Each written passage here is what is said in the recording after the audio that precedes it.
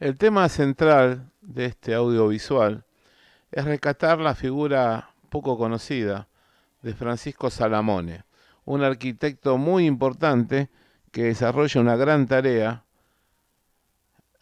entre 1935 y 1940 en la provincia de Buenos Aires. Hace un año y meses, con la compañía de una amiga, decidimos marchar a conocer de primera mano gran parte de la obra de este arquitecto.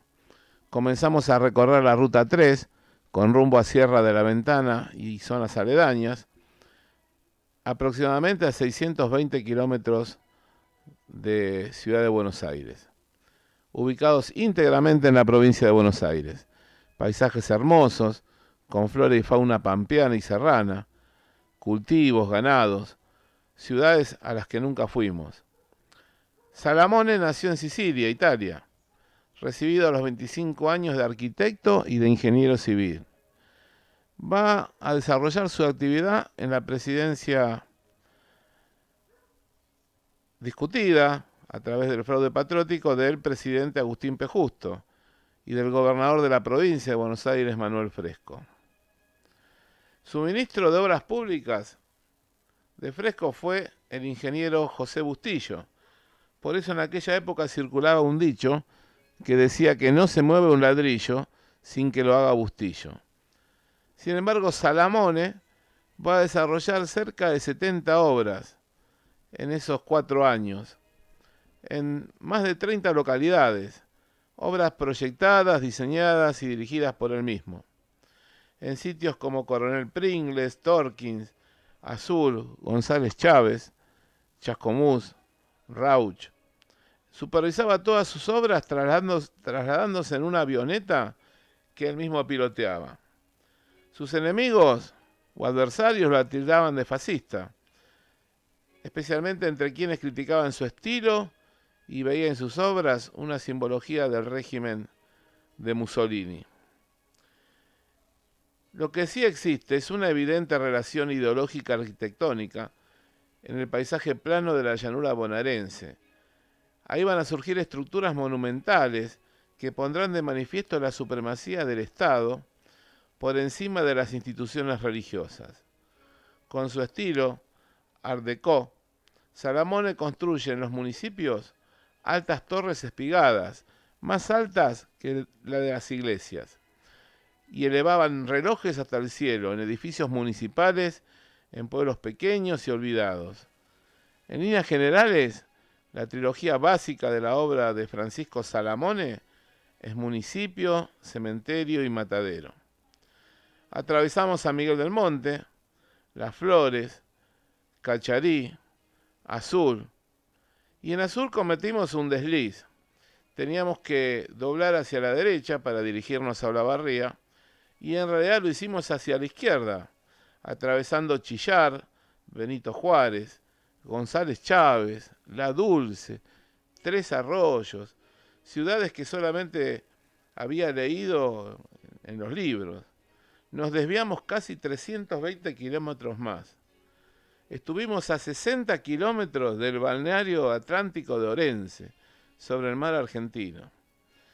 Y yo me daba cuenta porque aceleraba el Toyota, aceleraba.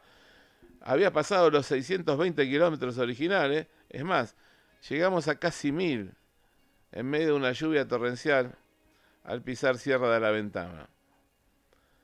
Pasamos por Indio Rico y llegamos a Coronel Pringles, que es una ciudad que recuerda a Pascual Pringles, el héroe de Chancay, un granadero de San Martín. Allí Salamone diseña el Palacio Municipal, la Plaza Central y el Matadero. Es un capítulo aparte, es el de los mataderos. Crearon muchas fuentes de trabajo en las ciudades y un gran avance en las condiciones higiénicas de la época, ya que anteriormente el faenado se realizaba a cielo abierto. Con la aparición de los mataderos, los carniceros llegaban ahí a comprar las reses que iban a vender en el día. Obviamente todas contaban con cámaras frigoríficas. En algún momento estuvimos en el medio de la nada, una inmensa llanura totalmente cubierta de cultivos y algún grito de un tero o de un carancho. Metafóricamente eran los gritos del silencio. Pero en ese medio de la nada se divisaba una tormenta negra, enorme. Volamos literalmente y llegamos en plena tormenta a Sierra de la Ventana. Sierra de la Ventana está ubicado en Torkins. Es uno de los centros turísticos de esta región bonaerense. El sistema lo componen los cordones de Pigüé, Puan, Tres Picos. Las sierras tienen 195 kilómetros de noroeste a sudoeste, siendo las más altas de la provincia de Buenos Aires y pertenecen al período terciario. Los cerros más altos son Curamalal Grande, Napostá, Cerro Ventana y el más alto de la provincia de Buenos Aires, el Cerro Tres Picos, con 1240 metros sobre el nivel del mar. La ciudad de Torkins es un cobijo de colonias alemanas y al inaugurarse el edificio municipal en el año 1938, se produce la primera disputa con el cura párroco, quien mostró su disconformidad, porque el edificio municipal era más alto que el de la iglesia con cruz y todo. Esto un poco es la muestra del rechazo a la obra de Salamone y su posterior modificación del entorno, plantándose árboles que hoy en día impiden ver en conjunto el diseño de la plaza y sus edificios linderos. El resultado es un parque con glorietas, pérgolas, fuentes y lagos artificiales, con patos y gansos, ubicándose frente al Palacio Municipal, y a un costado se encuentra la iglesia principal. ¿Qué pasó después de 1940 con Salamone? En alguna medida, Salamone va a quedar estigmatizado, muy pegado a la figura del discutido gobernador Fresco.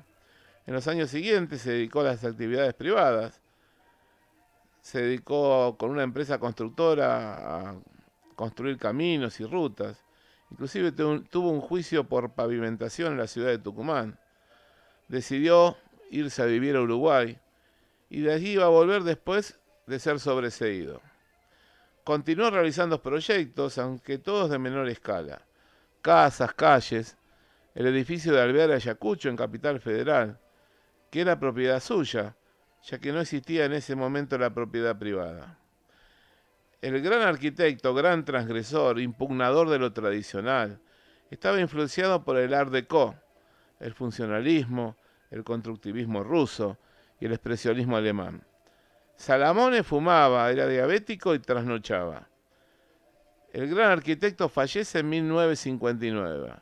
Sus obras fueron ignoradas, modificadas, destruidas hasta el año 2002, en que la sanción de una ley provincial declaró patrimonio cultural toda la obra de Salamone, para evitar más modificaciones. La obra de Salamone debe ser recuperada y su legado arquitectónico merece ser custodiado, restaurado y conservado, como un ejemplo para nosotros y para las generaciones futuras, y ver en ellas plasmado la intención y las ganas de crear obras para la sociedad. Que todo es posible cuando existe una intención político y una búsqueda del bien común.